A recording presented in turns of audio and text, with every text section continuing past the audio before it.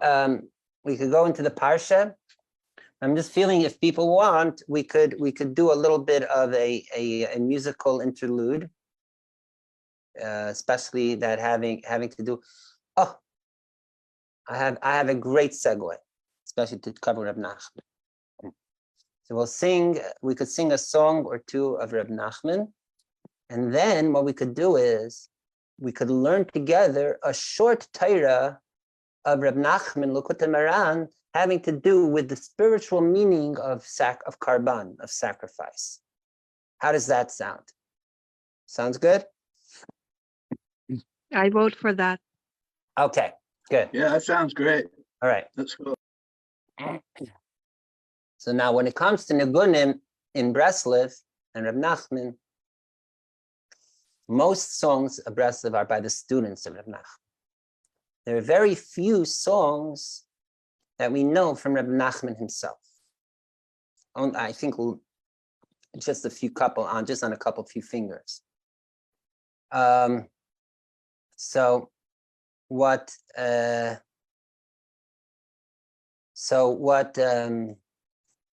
maybe what I'll do like this.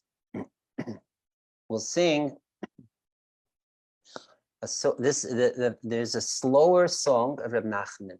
It's known as Reb Nachman's Dveikis Nigun. There's another song that's known as Reb Nachman's Dveikis Nigun, but the one that I have in mind is the Dveikis Nigun, the more common one. So we'll do that, a slower, a little bit longer nigun, a beautiful nigun. And then we'll sing a quicker, faster Simcha song about Reb Nachman himself, a song of more contemporary nigun, in fact, for Breslov Reb Nachman song, okay? So the following nigun is sung on special occasions in Breslov. For example, when people are under the chuppah and what have you. So I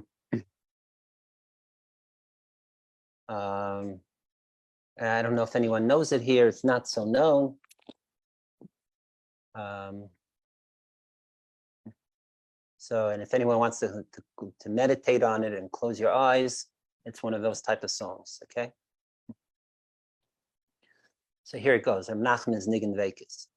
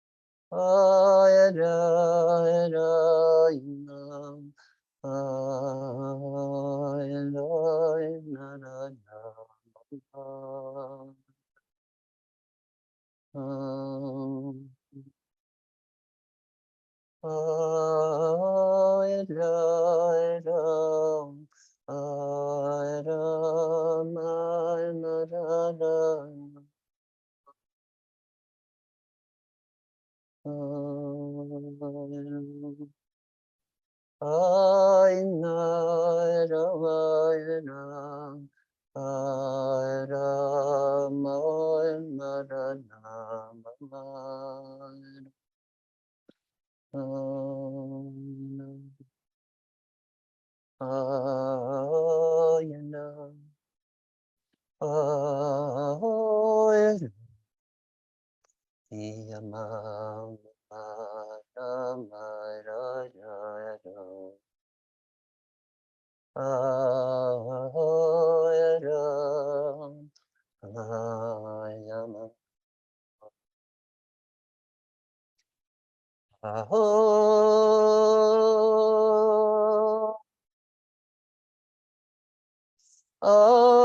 you know,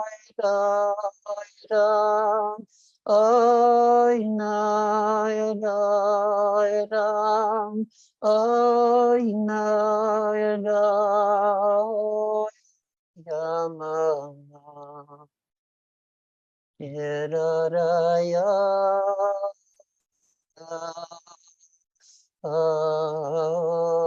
Nam, Araya,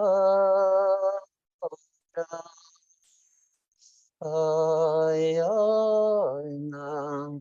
Araya,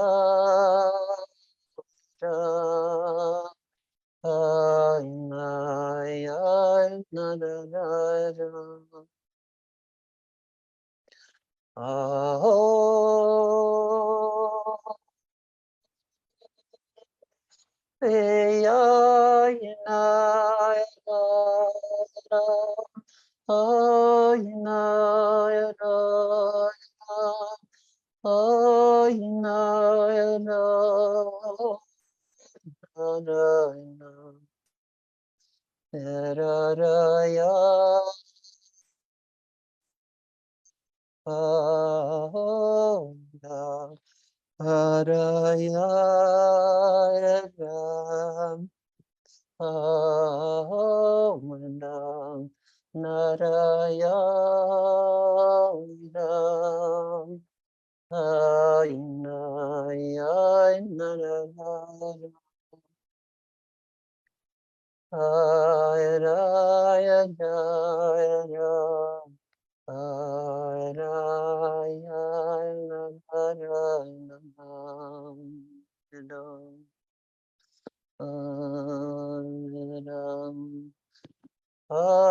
Narayana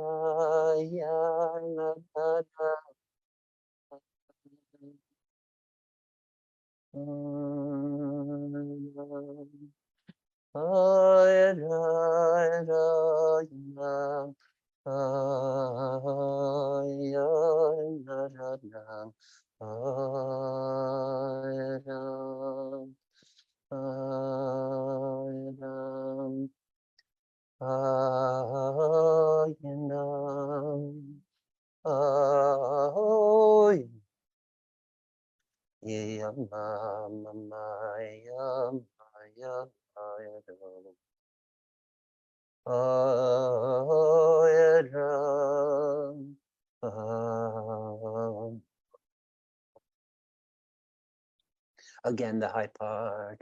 Ahoy, ya, yina, yada, yada, oh, yina, yada,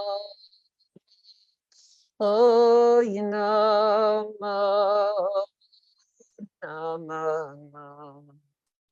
ya, ya, ya, Ram, Om Narayana,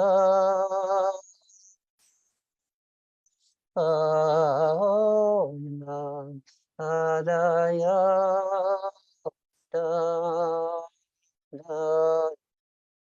Narayana, Ya, ya, ya, ya, ya, ya, ya, mama. Oh, ya, ya, ya, na, oh, ya, na, na, na, na, na, na. Okay,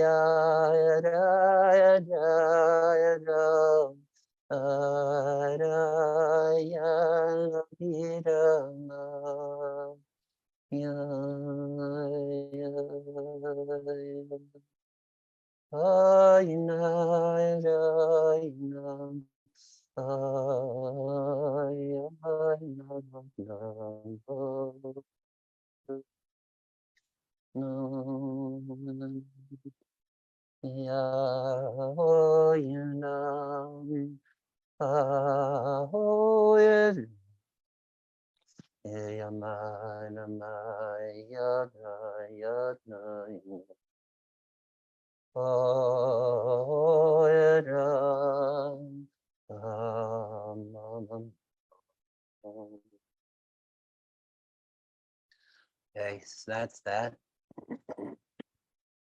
Give it a few seconds to soak that in. And now we'll go to a more contemporary happy song of Reb Nachman.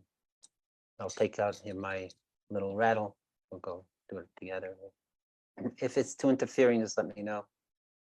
Someone do some extra. Okay, I'll first do it with a little bit less, very lightly, because I think in the past rattle maybe interfere a bit. But no, okay. Just click the switch to the music. Click the switch to the music.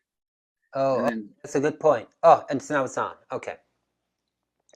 אני נחמן מברסלב כך אומר, איו להתייאש, לא להתייאש, אסור להתייאש.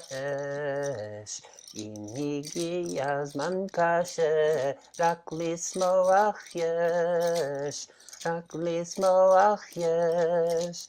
רק לשמוח יש, ירדאי לרדאי לרדאי, ay liradi larai rai laram ay lairam taradin daradin tararai larai laram ay larai ram larai ay lairam taradin daradin.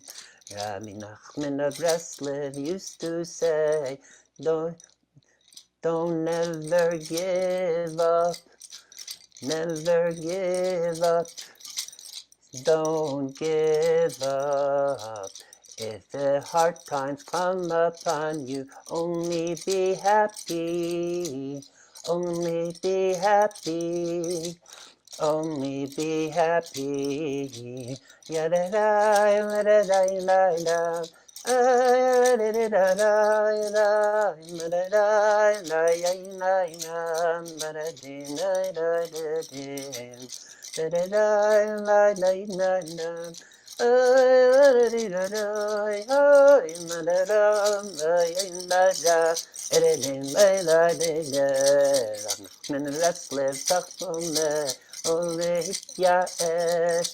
לא להתייאש, אסור להתייאש.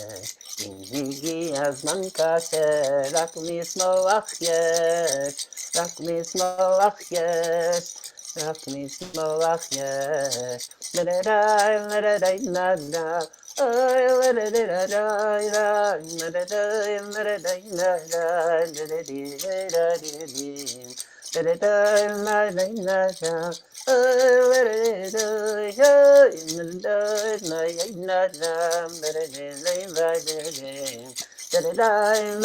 Everyone,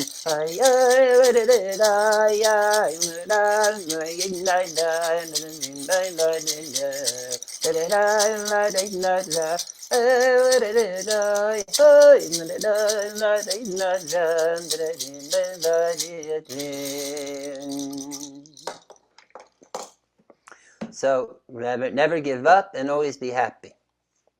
That was one of the main teachings of Reb Nachman, right? And Reb Nachman, it seems like he struggled with his own forms of how to be happy. So that became a major feature in his life.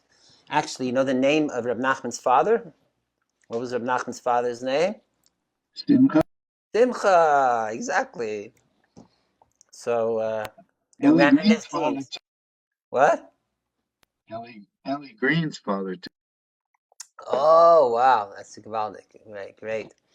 So, Mamish, it's Holy Convergence on Rosh Chodesh right, Nissan. No. right. I mean, the other very, very famous Breslov related song is Mitzvah Gedola Liyos Besimcha Liyos Besimcha Tamid. Mitzvah Gedola Liyot Besimcha Liyot Besimcha Tamid. Mitzvah Gedola להיות בשמחה, מצווה גדולה, להיות בשמחה, להיות בשמחה תמיד. מצווה גדולה, להיות בשמחה, מצווה גדולה, להיות בשמחה. It is a great mitzvah to be happy constantly. In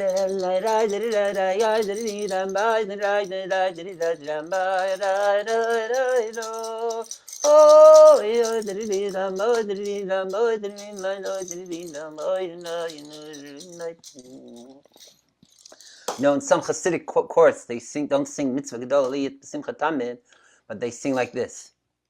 Simcha gedola liyot b'mitzvah tamid.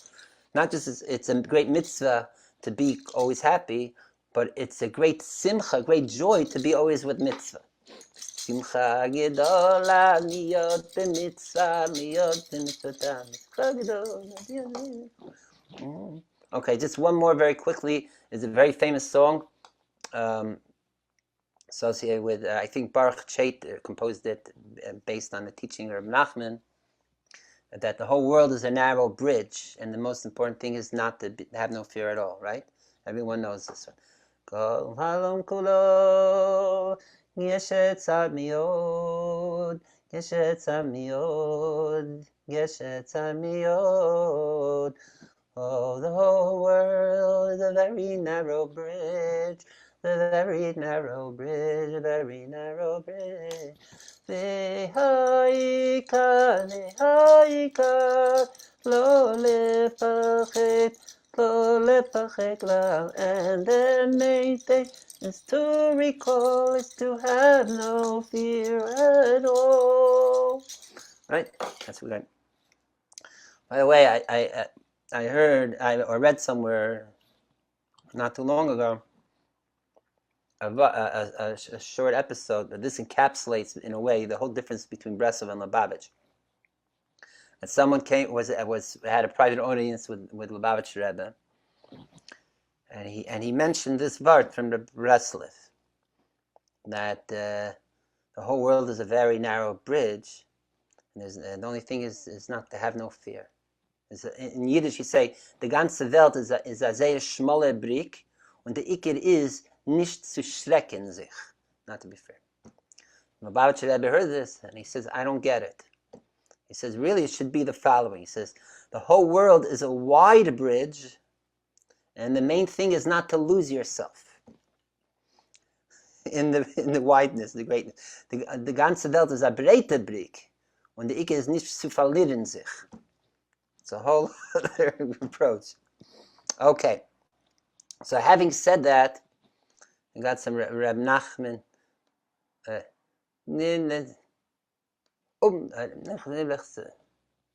Some other Breslov Nachman thing just came into my head halfway.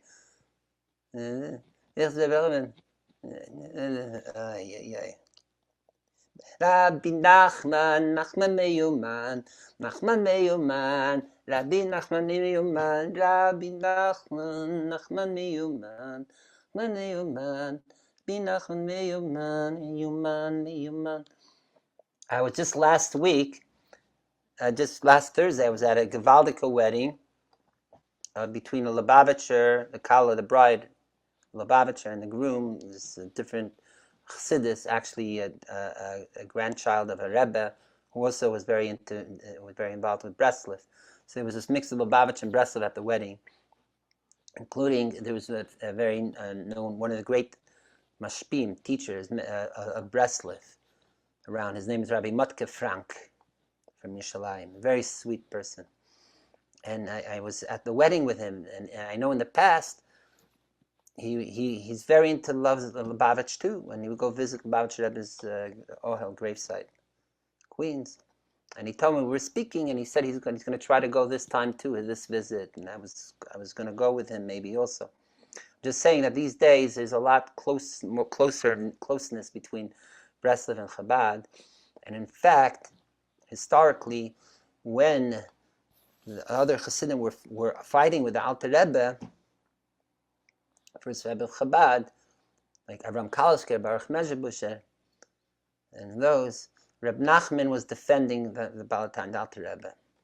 So much so that Reb Nachman's daughter married a grandson of the Alter Rebbe, Balatán. And there's a famous vart that so Reb Nachman's uncle was Baruch Mezhebusher, the grandson of the Alter Rebbe, who was the main opponent to the Alter Rebbe. So Reb Nachman said famously, so the word for getting rid of in Hebrew Yiddish is pater then, get rid of. So when Alter Rebbe, when he was released from prison from Petersburg, so Reb Nachman said that he at pater geworden von Peterburg. He got rid that the Alter Rebbe got rid of from being Peterburg. But from the Vetter Baruch is a nicht pater geworden. So it's a play on word, the Vetter Baruch. But from my uncle Baruch, he couldn't get rid of him. Okay. So now, what happened? Oh. So now, let's just look at, as promised, a Torah from Rabbi Nachman that's associated with our parsha. I don't know what happened. I had it open earlier and it just disappeared. Okay, I'm going to have to... Sometimes you have too many tabs open and things get all, too much. Blah, blah, blah. Okay, I think I'm going to have to open it up again. It's easy. Here we go. So it's, as we mentioned earlier, the magnum opus, so to speak, of Reb Nachman is known as the Kutei Maharan. Means the collection of the teachings of Reb Nachman. The volume 1 was published during his lifetime and under his direction towards the end of his life. And then there was a volume 2, which his main disciple, Rabbi Nissan of Nemirov, printed. In fact, Rabbi Nissan was the main promulgator of all the teachings of Reb Nachman. So in a way, the Torah is from the first volume, which is what we're going to look at. What the Torah we're going to learn is from the first volume. Is the most was actually Reb Nachman himself. Is coming more or less from him himself. Though he didn't really write everything, and a lot was written by Reb Nissan or the students, the older students of Nachman. In fact, Rabbi Nissan came to Rabbi Nachman later in a way. That means there were a bunch of students that were already with Rabbi Nachman before Rabbi Nissan came. And a lot of the Torahs, actually, they wrote down, and they're known as the Chaverim, the colleagues. This is quite reminiscent of the Arizal himself. That the Arizal had a whole inner circle of a bunch of students. Or it was Rabbi Chaim Vital who became the main promulgator and writer and transmitter of the teachings. And even though there were those that's disciples of the Arizal, maybe that were even earlier than Chaim Vital. Okay, something like that. So this Torah of Rabbi Nachman, the Kutei Maharan, is Torah, as we mentioned, Torah 108. We're going to read it off of Sefaria, which conveniently also has English translation. So it's here it is for the English translation. So whoever wants could even go to Sefaria, read it themselves. But we're going to read it through because this is one of the quite short Torahs. So that's why we could read it the whole thing here. Other Torahs of Reb Nachman are way longer. And in fact, Reb Nachman was a genius in creating almost his own midrashic form of midrashic, like what's reminiscent of like midrashic hermeneutics. Okay, of association of psukim verses and reading it in new ways and with double entendres and other forms and inner insights, and they were all to make certain points. And a lot of the Torahs had to do with things that were happening in Reb Nachman's own, in his personal biography at that time. So some like to see, because some of the Torahs, a lot of the Torahs could be dated when they were said, and then you look at what was happening in Reb Nachman's life then, and then get a sense. So this is Torah Kufches, Torah 108. So it's based on the verse, look if you see on your screens, the verse from Tehillim, chapter, Psalms 51. Zivche Elakim Ruach Nishbara, Elakim Lasivze, I think it ends off, right? That means the sacrifices of God is a broken heart. Not heart, broken spirit, Ruach Nishbara. That means, so the verse we're saying is something having to do with sacrifices and spirit and brokenness. What's going on here? Says Reb Nachman, Hine Yadua, it is known, Ki Oila Baal Hir Halev. Ola is the all is. This is how it's related to our parsha, because there's different types of karbanot.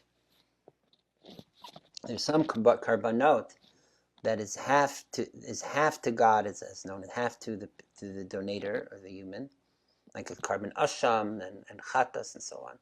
Then there are karbanot that is shlamim. That means the majority of it is to be eaten by the person who's bringing the sacrifice and by the priests, and only the inner, like the intestines and other things, is placed on the altar. Then there's the olah, which is the whole animal is given to God. Right? It's called olah because olah means going up. That means the whole animal is being sacrificed going up. So the olah, it says, is ba'a al hir halev. It means that if someone even has a certain ill thought in the heart, that is associated to bring a karban olah, to bring it all up. Okay. So we see that specifically karban olah has to do with heart consciousness, more specifically thoughts, even thoughts, and not even just actions. So now the Reb Nachman connects this with a verse in Ezekiel, that means there's a term that whatever comes up on your spirit. That means, we even say this in English, what came up on your heart, right? Coming up means like an awareness. It's going from the subconscious to the conscious, right? We say, if you thought up, you even say, the Rambam, Maimonides, has the term, it goes up on the mind. That means, it means, could also mean going up on your spirits. Could also mean whatever you decide to do. Is right. So here we see, and it's apparently connected also with the Medrash explains this, that the things of the spirit, meaning of the thought or of the heart, that means not tangible things, but things of spirit, is related with the olah, with the hainu sha'olah bal hirur elef shasham mishkan aruch, that the all burnt the sacrifice, that the whole thing is going to God, is due to things that are thought up at the heart, which the heart is the residency, the place of where the spirit is. Okay. Now Reb Nachman continues. And this is also related to great other discussion that we won't go into tonight, which is the Hasidic approach to how do you deal with alien thoughts, or how do you deal with when you have drops in your heightened state of spirit and consciousness. Okay. Says Reb Nachman weiter. Further, the Ein Hashem Yisbarach Mitzarev Machshava L'Maisa Bar Mehurhurei Akum. that God does not consider a thought to be like an action, except with thoughts of Gentile thoughts. And there's meaning thoughts of akum, actually not Gentile, in this context means thinking of idolatry. For example, if you have this, I think, also in Tractate of a Desire, not just in Kedushin, and it has to do why, also with wine, to be like, there's the halacha to make sure wine that's not boiled, not cooked, to be only not to be in a place where non-Jew could see it, especially in days of yore where there were actual idol worshippers. Because if an idol worshipper looks at the wine and thinks in his heart that, oh, that's great wine, I would give this as a sacrifice to my pagan god or idol, then the wine could become treif. Okay, so we see in certain cases even a thought is considered an action. The truth is, there's in the positive, it says, there's a verse in the middle, God at least could take, if it's a good thought, could be considered like a deed. But that's not in a halachic form. When halachically, thought is a separate realm than action. There is, in one case where it is, actually has to do with sacrifices. We said there's this idea of pigul. Pigul is if someone thinks inappropriately for a carbon to be misused, so that could affect the kosherness of the animal or to be sacrificed. But usually thought is separate from action, except, as we mentioned, if someone thinks of something for, especially something having to do with worship, with like wine or again an animal for a sacrifice, he thinks, oh, that great animal would be great to bring to, I don't know, to Zeus god or whatever, think of it, whichever pagan or idol, I think. So if you that, then it's considered already like it has an effect in the world of action. So now, says Reb Nachman, thinking of idol isn't just like something from days of yore when there were actual idol worshippers all around. But this, he says, V'hir akum shaykh etzel kol adam, thinking for idolatrous thoughts, everyone could do it. What is an example? Hainu mashamaschil is bidvekis. For example, if someone begins praying, has great kavana, great dvekus, feels all connected to God and all that. Or he's in seclusion doing his baidedus, which incidentally that is one of the main actions of the Breslovers, is to do his baidedus, hitbadedut, isolation meditation. You go out into the forest, field, the place where no one is, and you think, create this intimate connection to God, like a father, and many even speak, like they're conversing with as if they're speaking to their daddy. So that's part of hitbadedut. So if someone's feeling that heightened state of connection with above God, or the emsat tefillah, he's baited his knife from that. But then suddenly, in the middle of the prayer and all that, he has a fall. Right? He starts having alien thoughts, even things have nothing to do with the prayer, or maybe really things that are really opposite of the holiness of the moment. So says Reb Nachman, Zal B'chinas Hirhurei Yakum. This is considered thoughts of idolatrous thoughts. Why?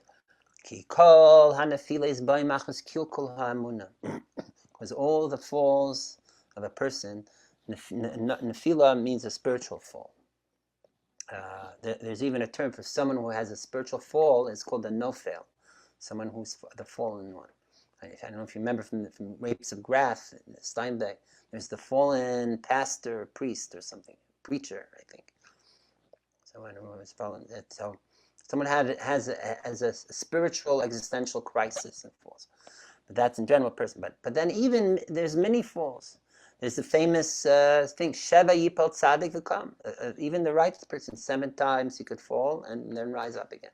He said, so it says Reb Nachman, is that all these falls in spiritually, because there's something messed up with his faith. As he translates here, flawed faith. Kilkul. When the faith is flawed, it's as if he's turning his face away from Hashem, God. Like it says in Isaiah, Yeshaya, Nazeiru Acher, means he turned his back on God, right?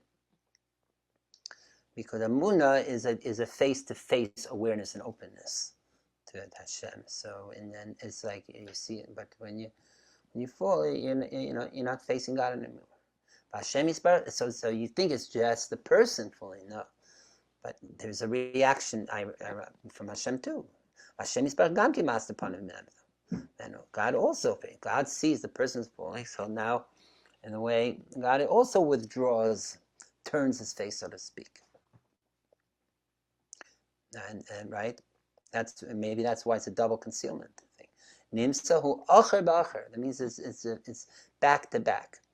This idea acher b'acher is Kabbalistically speaks about that there's face to face, then there's face to back, and then there's back to back. Back to back is the farthest relationship that two beings can have. So that is the loss or drop of faith leads to the state of acher b'acher, back to back. So how do you repair this? By that you do is you have to bring this type of sacrifice, the all burnt, elevating sacrifice of Eilah. What does that mean? Eilah spiritually in our lives, especially now we don't have any sacrifices. When he breaks his spirit within him, meaning he feels like really broken from this fall.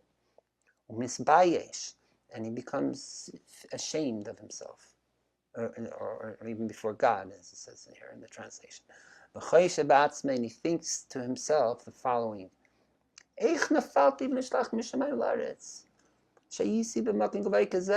how could it be that I fell and was cast down from the highest state of heaven to earth when I was in such a high state? I was in the middle of davening, hallelujah, yishtabach, shachrit. I was such an ecstatic high. How did I suddenly fall from that? And now I'm before Krishma and I feel so low. V'achshem nafalti, and now I fell. And I turned my face from facing God.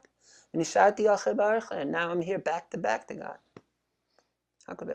So the point is not to eat yourself up through and through about this, because if you do, then you'll never schlep yourself back up again, or bring yourself back. Therefore, even as he has mercy on himself, pity on himself, because there's no greater pity or than this, and also no greater compassion to get out of it,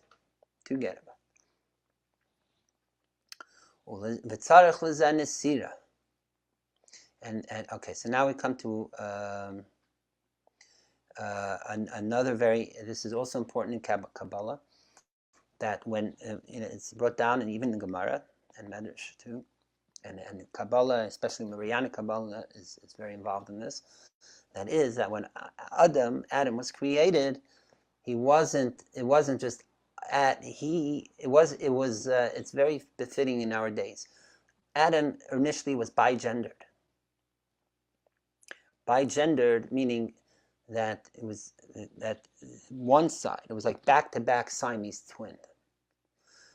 Adam's front was male and back was female, or front was female, back was male, however you want to see it. Meaning that they shared the same spine, so to speak, and therefore and that the whole idea of Eve being created from Adam was not as much of taking one rib of Adam to create Eve, but rather it was known as Nesira, this splitting. In English here, the translate is bifurcation.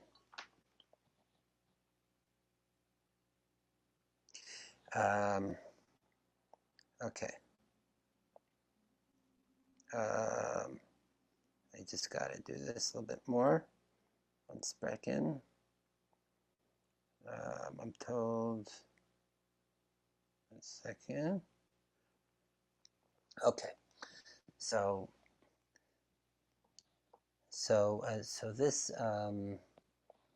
this bifurcation of Adam is so that means initially Adam and Eve were back to back created, and then they had to go and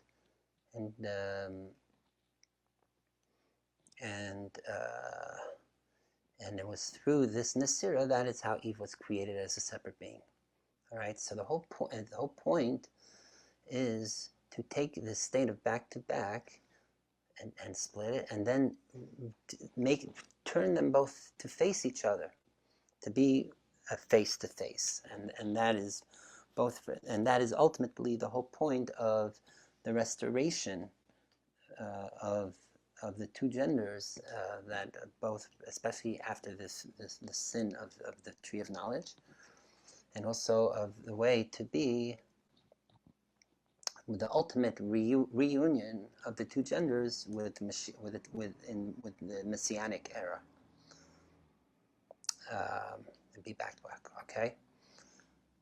So that is so therefore we have to, there has to be this bifurcation, as it was with Adam, the first human, was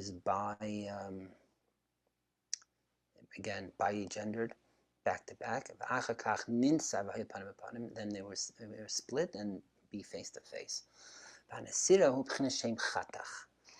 Now this bifurcation, splitting, is the idea of the name Chatach. Chatach is a Kabbalistic name.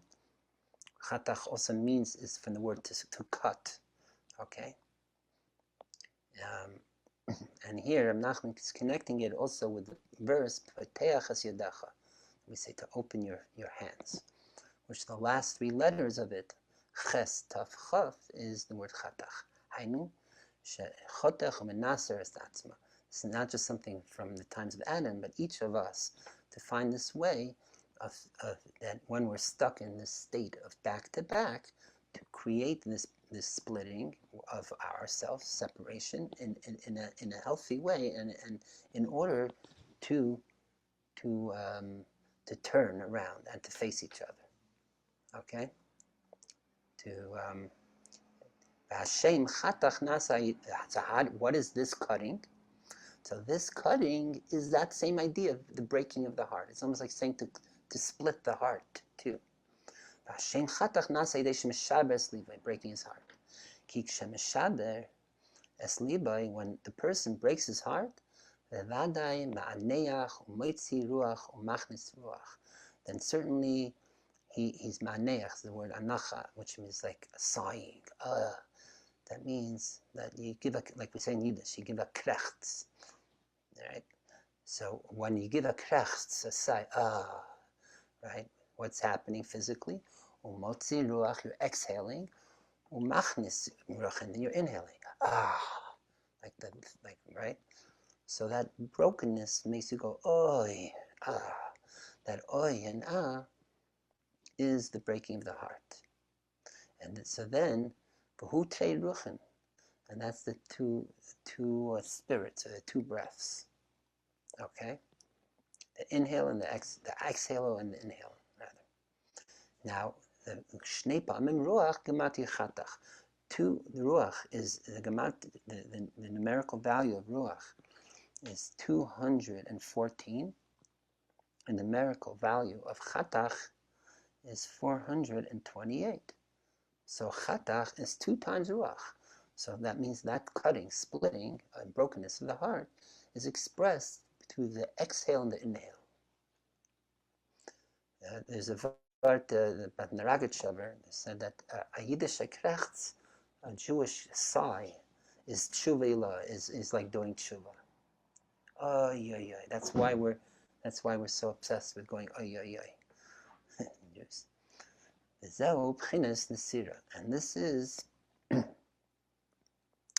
this very same idea of the Kabbalistic idea, and it was brought down from Adam, of the splitting, in order to turn around again and restore into a way face to face.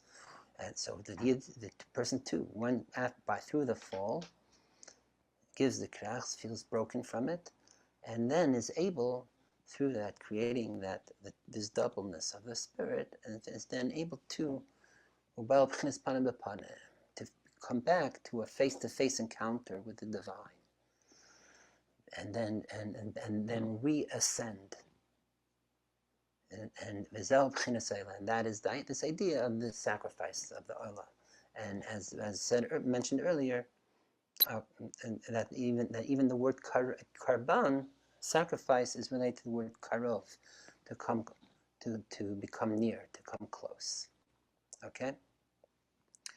And this is the meaning of the verse, Zivchei Elokim, the sacrifices of God. That means this idea of this burnt offering, or this reascending, is through Ruach Nishbar, as the verse says. Through the brokenness of the spirit heart, that is how we go back up to God. Okay? So this is a beautiful short Torah for Nachman of how sacrifices could be applied even to our day and age in this way. Ruach Elokim, Nishbar Benitka, the Elokim is too. There's in Psalms. Okay.